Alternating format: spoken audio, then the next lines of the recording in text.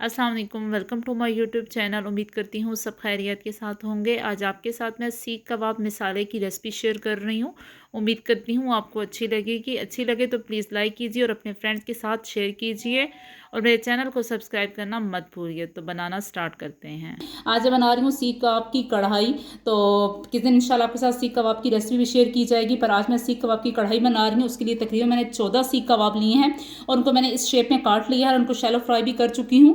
3 अदद प्याज हैं, रफली काट लिए हैं। 2 अदद टमाटर हैं, अदरक लहसुन का पेस्ट है, 1 कप मेरे पास कुकिंग ऑयल है, सब्ज़ मिर्च है और जो मसाले मैं इसके अंदर इस्तेमाल करूँगी, नमक, पिसा हुआ धनिया, हल्दी, सुरख लाल मिर्च और ज़ीरा और साबुत धनिया, ये 1 टेबल स्पून है और 1/2 टेबल स्पून इसमें मैं गरम मसाला ऐड करूँगी। तो बनाना स्टार्ट करते हैं। 1/2 कप कुकिंग ऑयल मैंने इसके अंदर डाल दिया है कढ़ाई के अंदर और प्याज मैंने डाल दी हैं ताकि अच्छा सा कलर इसका प्याज का आ जाए। तो उसके बाद फिर हम इसमें नेक्स्ट इंग्रेडिएंट ऐड करते हैं। तो प्याज हमारे गोल्डन ब्राउन हो चुके हैं। अब इस पॉइंट में क्या करूँगी, अदरक लहसुन का जो पेस्ट था वो इसके अंदर ऐड कर देंगे।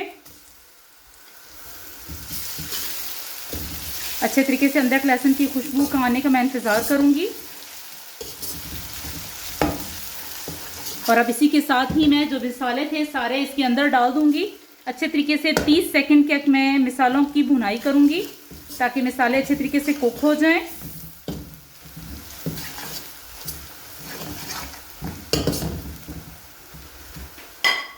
अब इसी के साथ मैं इसमें टमाटर ऐड कर दूँगी।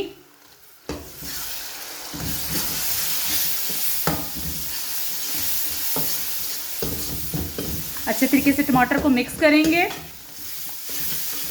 और अब मैं अच्छे तरीके से थोड़ा सा कलर इसका अगर आ जाता है तो वो इंतज़ार करूँगी 1 से 2 मिनट के लिए और उसके बाद अच्छे तरीके से इस मसाले को मैं ग्राइंड कर लेती हूँ ताकि अच्छे तरीके से मसाले की ग्रेवी बन जाए।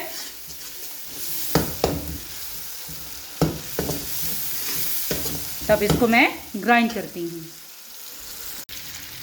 तो अच्छे तरीके से मैंने ऑयल में सीख कबाब को फ्राई कर लूँगी तकरीबन 1 से 2 मिनट के लिए, क्योंकि वैसे ये शैलो फ्राई हुए हुए थे पर फिर भी मैंने इसको सॉफ्ट करने के लिए ऑयल में इसको फ्राई कर लेती हूँ।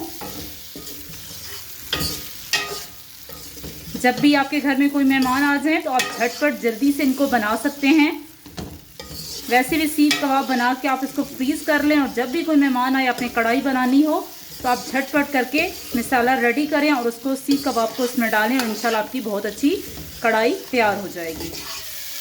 अब सारा जो मवाद मैं अच्छे तरीके से ग्राइंड कर चुकी थी वो सारा इसके अंदर शामिल कर दूंगी।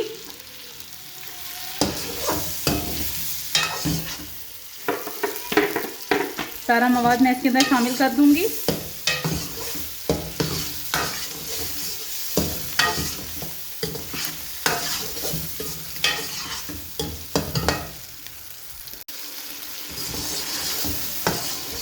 मैंने ग्राइंड हुआ हुआ सारा मसाला इसके अंदर शामिल कर दिया है।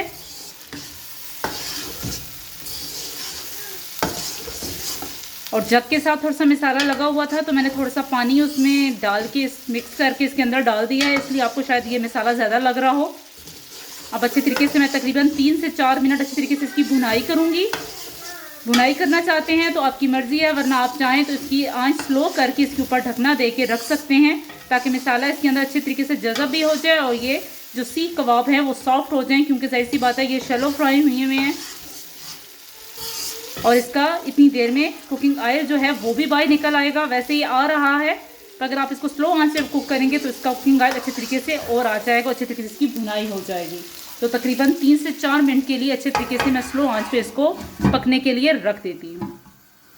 तो 5 मिनट हो चुके हैं, देखते हैं ढकना हटा के।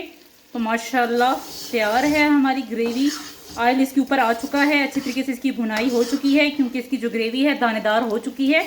अब इस पॉइंट में क्या करूँगी कि चूल्हा बंद कर देंगे हम और सब्ज़ मिर्च हैं वो इसके अंदर ऐड कर देंगे और सब्ज़ धनिया है थोड़ा सा वो इसके अंदर ऐड करेंगे और उसके बाद हम इसकी अच्छी सी गार्निश करते हैं।